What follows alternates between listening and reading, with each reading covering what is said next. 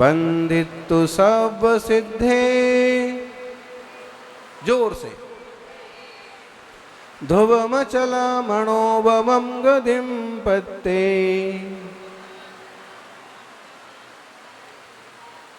बोल लो, 2000 साल पहले जो आचार्य देव ने लिखा वो आज आपको बोलने को मिल रहा है।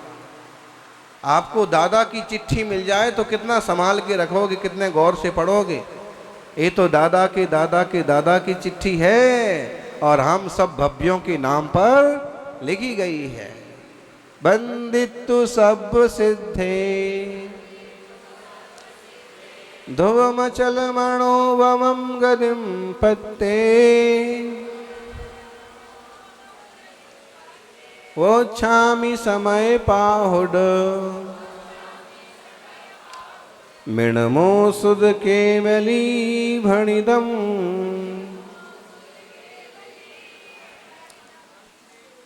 आया ध्यान में? कौन सी भाषा है? प्राकृत भाषा, तीर्थंकरों की, महापुरुषों की भाषा, सौर सैनी प्राकृत भाषा। अच्छा, हम आप एक से एक बात पूछते हैं।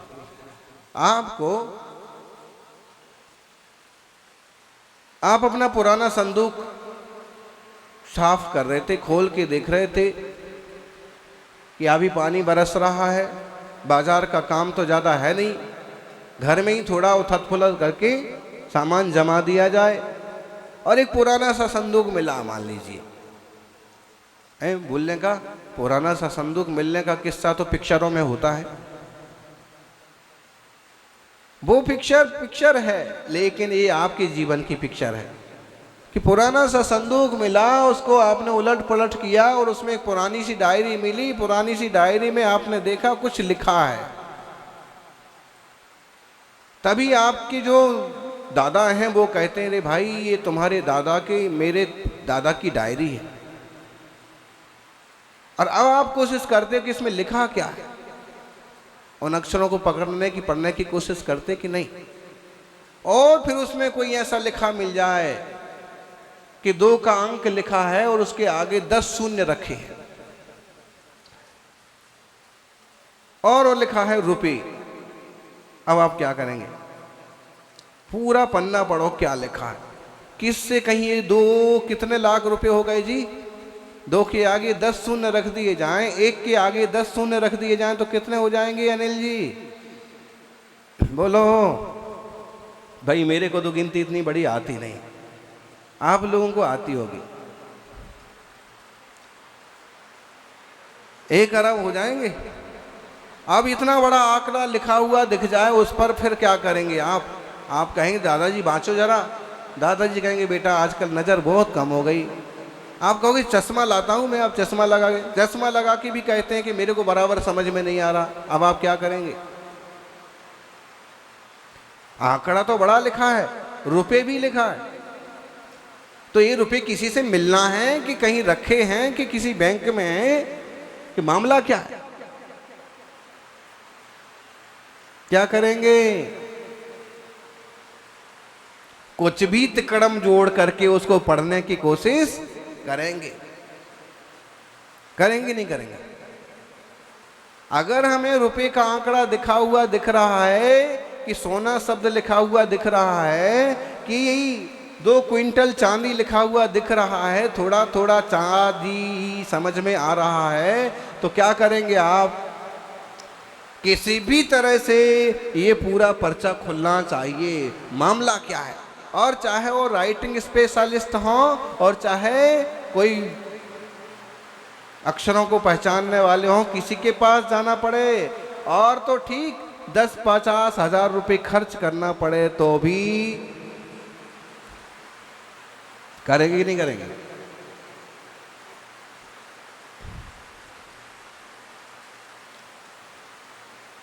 घर में एक डायरी मिल जाए तो उसके लिए आप इतना उपक्रम करेंगे।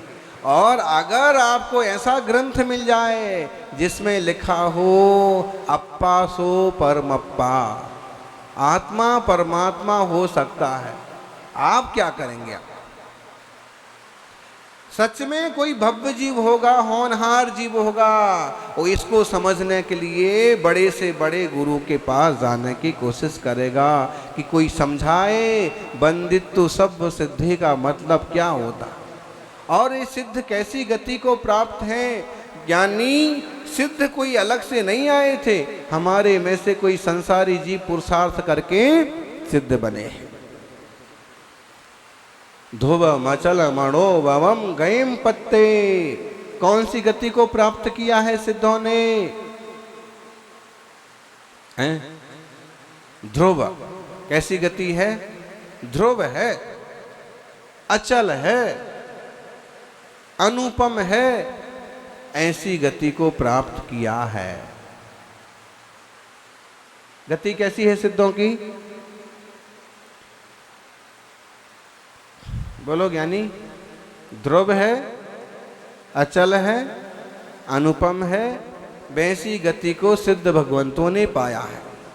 आज हमारे ऋषभदेव कहो, बाहुबली कहो, महावीर कहो, सब कौन सी दशा में, कौन सी गति में है? सिद्ध दशा में, सिद्ध गति में। ध्रुव, ध्रुव का मतलब क्या होता है? एक जैसा, अपरिवर्तनीय। अब अशुद्ध रूप से उसमें कुछ होने वाला नहीं है। उत्पाद में ध्रुवता भी पाई जाएगी तो शुद्ध शुद्ध शुद्ध में ही होगा। और अचल गति, अचल का मतलब क्या है? हम तो चंचल हैं, मन हो गया, भावना बन गई तो चल करके मंडप में आए गए। इस मंडप का नाम क्या रखा है? सन्मति समो शरण। अक्सर कर चातुर्मास में जो हमारी प्रवचन सभा का मंडप होता है उसका नाम क्या होता है?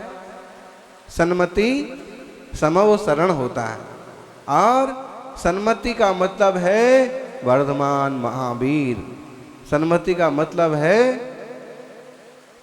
गुरु महाराज सन्मति सागर जी, और सन्मति का मतलब है जहाँ सन्मति बांटी जा रही है, बुद्धि ज्ञान का वितरण हो रहा है वो। तो इस सभा का नाम क्या हुआ? सन्मति समोषण। आपका मन हुआ तो आप चल करके यहां तक आ गए। अब आप ये नहीं सोच लेना कि आज आ गए तो आ गए, कल से आएंगे कि नहीं आएंगे? अच्छा, कल से कौन कौन नहीं आएंगे? बोलो महाराज, सबके सामने हाथ कैसे उठाते? अभी लोग क्या कहेंगे कि कितना रद्दी आदमी है, इतना तो लिहाज करना चाहिए था, नहीं आना तो नहीं आता, लेकिन हाथ क्यों उठाता? लेकिन ध्यान रखना, 1 2 3 बार आप यहां आ गए कि फिर तो आपको खुद ही आना पड़ेगा। आप अपने को रोक नहीं पाएंगे, चालू हो जाएंगी, चलना है। तो हम सब कैसे हैं? चंचल हैं, हम चलते हैं। हम घर से चल करके यहाँ तक आ गए। आपका सौभाग्य आपको खींच करके जिनालय तक ले आया, आपका सौभाग्य आपको खींच कर करके सन्मति समो शरण तक ले आया, और आपका सौभाग्य आपको गुरु चरणों में ले आया। चंचल हैं आप, लेकिन चंचल होने के बाद भी उस चंचलता का सदुपयोग तो हो गया ना, अशुभ तो नहीं हो रहा कुछ। बोलो माताओं, कोई झगड़े का विचार आ रहा है कि दिमाग में? ऐसा तो नहीं आ रहा है कि महाराज जी बोले जा रहे, बोले जा रहे, बोले जा रहे, बोले जा रहे, बंद कब होगा? नहीं आ रहा है। ये भी ख्याल में नहीं आ रहा है कि चूल्हे पर कुकर रख के आए हैं तो अब महाराज जी ने बोल दिया तो अभी याद आ गया, लेकिन बहू संभाल लेगी। भाई, बहू को भी धर्म ध्यान में लगाओ, और आप बहू हैं तो सासू को भी धर्म ध्यान में, परस्पर सहयोग करो। चलना हमारा स्वभाव है। चल करके आप कहाँ जा रहे? यानी आज के ज़माने में बियर बार ले जाने वाले दोस्त बहुत मिल जाएंगे, होटल ले जाने वाले मिल जाएंगे, एक बार विदेश की यात्रा पर घुमाने वाले लोग भी मिल जाएंगे, लेकिन कोई सौभाग्यशाली होगा जिसका मित्र कहेगा कि भाई मुकुट सप्तमी पर शिखर जी जा रहे हैं, तुम्हें भी हमारे साथ चलना होगा। मैंने अपने साथ तुम्हारे भी टिकट बना रखे हैं। ऐसा कोई विरला मिलेगा कि धर्म ध्यान की तरफ जाए और आपको भी लेके जाए। अशुभ में जाने में कुछ तकलीफ नहीं है, आप आराम से बैठ के बात कर सकते हैं, उसमें तकलीफ नहीं है। तकलीफ है कि मौन बैठ के हम अंतर्मुख होने की कोशिश करें। यानी फोन मत देखिए, क्योंकि दुनिया से मिलने के लिए फोन की जरूरत होती है, दुनिया से जुड़ने के लिए फोन की जरूरत होती है, और सिद्धों से मिलने के लिए मौन की जरूरत होती है।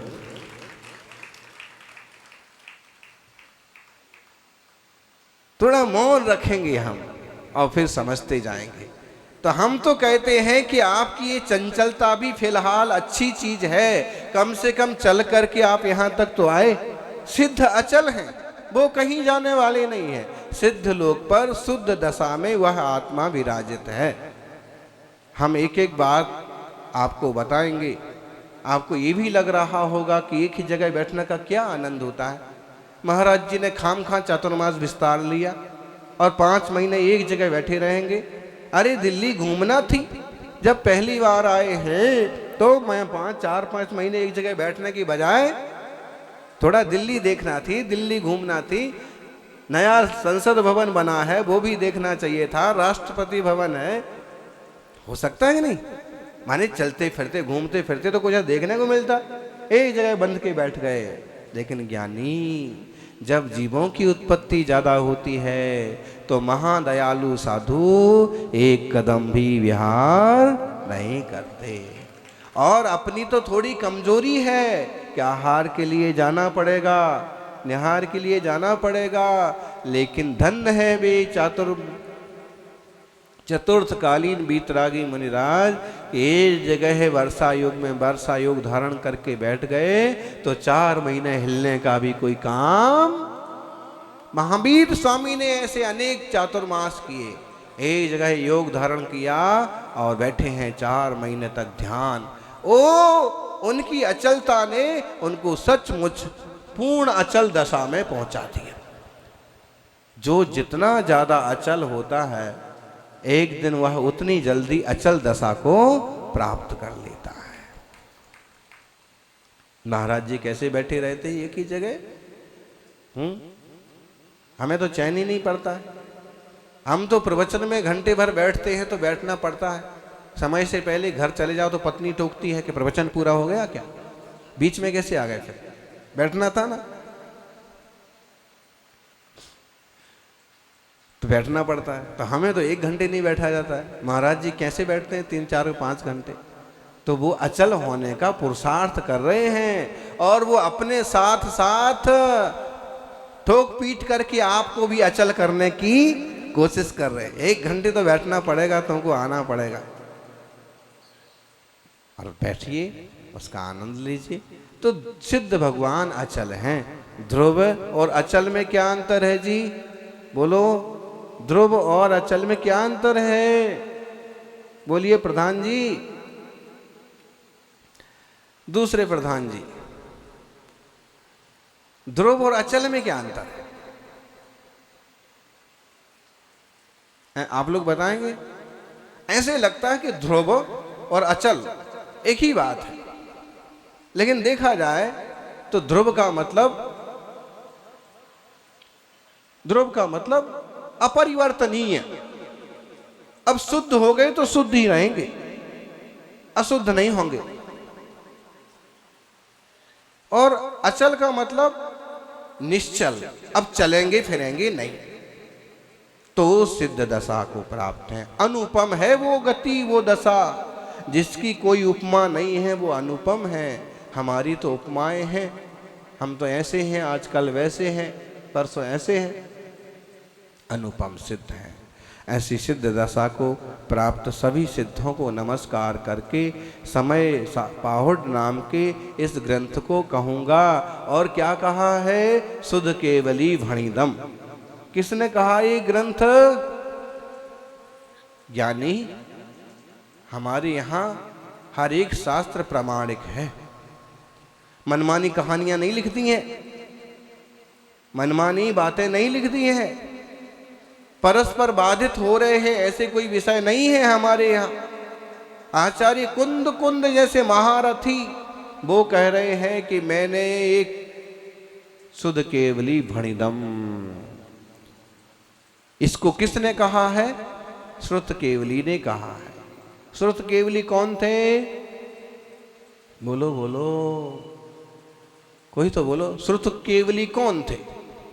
जिनकी बात कुंद कुंद स्वामी कर रहे हैं। श्रुत केवली यूं तो 5 हुए हैं, लेकिन जिनकी बात कुंद कुंद स्वामी कर रहे हैं वो कौन थे? आप लोग कोई नहीं बताएंगे।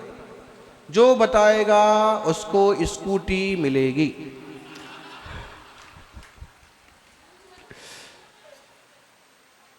अब महाराज तो बता नहीं सकते क्योंकि उनको जरूरत ही नहीं है।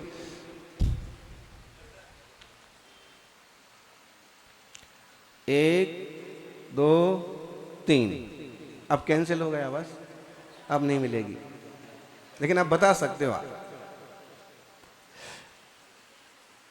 है?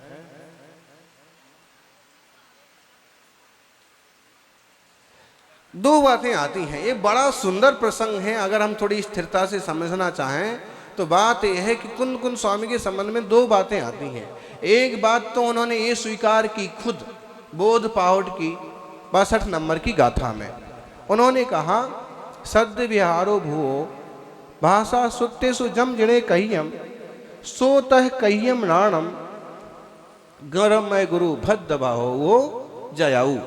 एक बात उन्होंने ये कही है कि मेरे गमक गुरु मतलब कह सकते हैं कि जिनकी मैंने बचपन में दर्शन किए हैं या जिनसे मैंने कुछ सीखा है या जो मेरे गुरु के गुरु के गुरु के गुरु थे, ऐसा कुछ इस टाइप का, या जिनसे ज्ञान मुझे मिला है।